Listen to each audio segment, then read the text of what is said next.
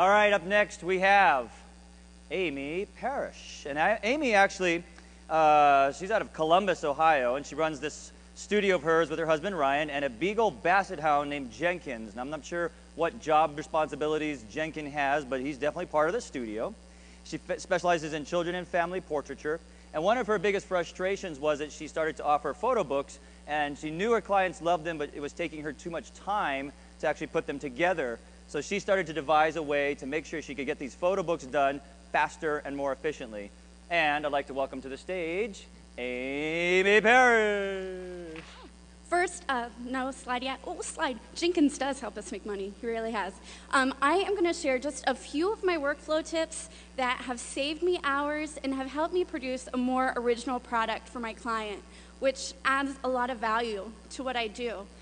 For so long, I was working on book templates, and I was trying to force my work into somebody else's vision, and that just did not work for me. Nothing had my voice behind it. And I figured out the first thing I had to do was start thinking about these designs before I ever started designing. And I did that in the session by shooting things that really, I was viewing everything like an open book, photographing horizontal images that I thought, this will make a great two-page spread, photographing series to where these work together. Then also, we let our clients tell us which images to use.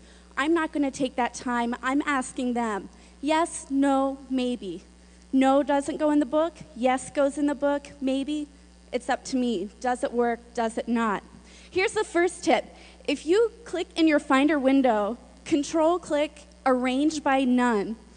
Oh no, I'm sorry, actually I'm not going to do that yet. I'm going to apply a color rating to those yeses, and I'm going to file away the no's in a used pile. Now you know how many images you're working with. You can go download your template, and I know that however many images I have, I want a book with about 10 fewer pages than I have images. That will work 90% of the time for me. Also, beforehand, I've built an elements library with backgrounds and borders, different graphic elements. I've listed a few of my favorite places. You can check those out online later. And I've even created my own elements as well. I'm doing this consistent to my branding and doing something that works for my client. This particular client, Shel Silverstein, had a very special place in their heart in terms of being able to adopt their son. So I built a whole book design around that. So after this is all done, I'm going to pick 3 to 5 basic looks to use throughout my book so I have consistent look throughout the entire thing. And I need to figure out my vision before I ever get started.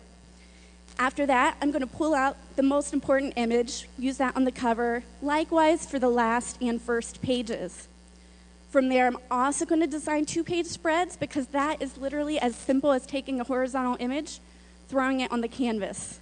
Same with series. If I have, instead of taking a picture of a person jumping in the air, I'm going to take 3 because I know those 3 can all work together, and I've just designed my own page just by the images without having to think. And I'm keeping it simple along the way. I found out my clients wanted to see fewer images per page, and they wanted to see them larger. So this image, you have one image filling the full frame of one side, and just a plain background on the back. And after that, you should just have a few images left that you actually have to think on. This is where Control-click Arrange by None. You can drag your images around before you ever open them in Photoshop. And this will show you kind of before and after of how that would translate. Again, I am being able to pace out my work and pre-visualize what the last few pages are going to look like without spending time fiddling around in Photoshop too much. Also, I pulled the image aside for the cover, but I'm going to actually do the design work with that last, just so I can be sure to include all of the elements that I use throughout the book, so I have a very consistent look. And then I'm going to reorder these pages because now, if I worked in this order, it makes no sense. So I'm not going to worry about that until this step. Control-click Arrange by None, and I'm going to drag everything around so you can see sort of an aerial view. And as I'm doing this, I'm double-checking. Maybe something needs a little more punch. Maybe I added a little too much to some, and I pull that away. Also, while I'm rearranging, I'm keeping an eye out on separating all of my elements. if I use a really dark brown texture, I want to be sure to incorporate that towards the beginning, the middle, and the end of my book design. So I'm very consistent throughout, and everything is spread out very easily. And you are really done. I do my final retouching last because I don't want to take forever editing a photo that may only end up being 3 inches tall. And with that, you just have more time to take your own pictures. So I'm going to take a picture of all you. Look me up on Facebook, Amy Parrish, and tag yourself in the photo. So everybody say cheese. Oh, come on, give me a wave. Thank you.